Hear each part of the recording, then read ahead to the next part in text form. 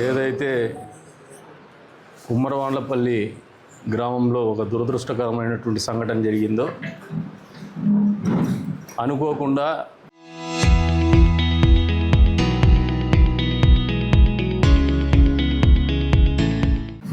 అప్రస్తుతమైనటువంటి వ్యక్తులు, ఆదుకుందామని పోయినటువంటి వ్యక్తులు మరణించడం అనేది ఇప్పటికి కూడా అందరికి కూడా బాధాకరం. ఇది కాకపోతే ప్రభుత్వం వెంటనే స్పందిస్తూ ఆ రోజున వారి చనిపోయినటువంటి వ్యక్తులకు 5 లక్షల రూపాయలు ఆర్థిక సాయం అందజేస్తామని చెప్పేసి తెలియజెప్పడం జరిగింది.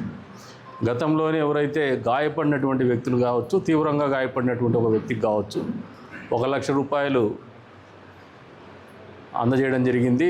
గాయపడిన వ్యక్తులకు అందరికీ కూడా 50,000 లెక్కన అందజేయడం జరిగింది. ఈ రోజున మరికొన్ని నిధులు, విడుదలైనటువంటి నిధులను కూడా నేనే ప్రభుత్వం దృష్టికి తీసుకుపోయినాను. గతంలో గాయపడ్డ వారికి, తీవ్రంగా గాయపడ్డ వారికి ఆర్థిక సాయం అందజేసినాం. కాకపోతే ఇల్లు కోల్పోయినటువంటి వాళ్ళు ఉన్నారు.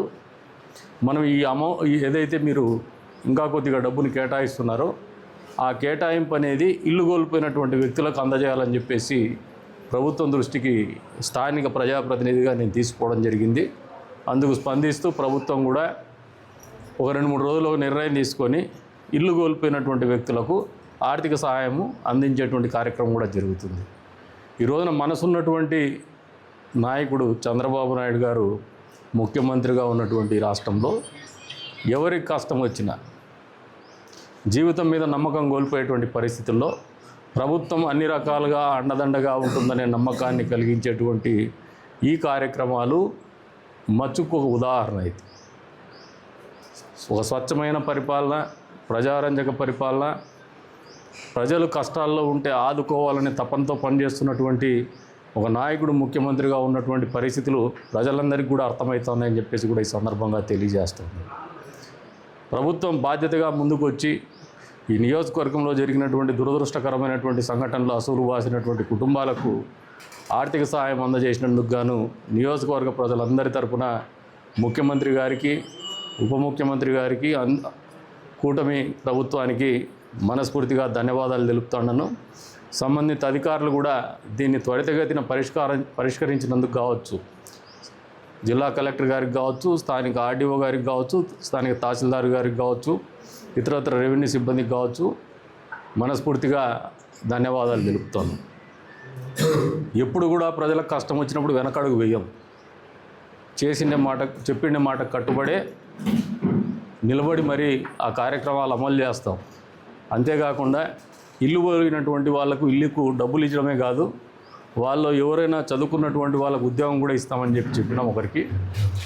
దానికి కూడా కట్టుబడి ఉన్నాం. వారు మమ్మల్ని అప్రోచ్ కమ్మని చెప్పేసి కూడా ఈ వేదిక నుంచి వాళ్ళని కోరుతా ఉన్నాను. పర్మనెంట్గా ప్రభుత్వ ఉద్యోగం కాకపోయినా అవుట్సోర్సింగ్ రీతి అయినా కూడా వాళ్ళని ఆదుకుంటామని చెప్పేసి కూడా తెలియజేస్తున్నాం.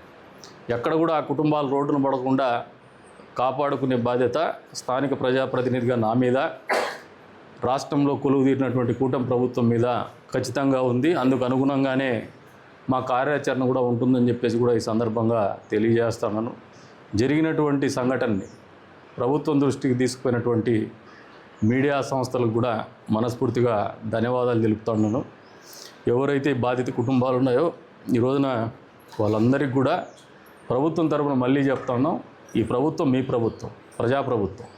ప్రజలకు కష్టం వచ్చినప్పుడు అండదండగా నిలబడేటువంటి ప్రభుత్వం అని మరొకసారి వాళ్ళకి తెలియజేస్తూ, వారి కుటుంబాలకు మంచి జరగాలని చెప్పేసి కూడా భగవంతుని ప్రార్థిస్తూ ధన్యవాదాలు తెలుపుతాను. Thank you.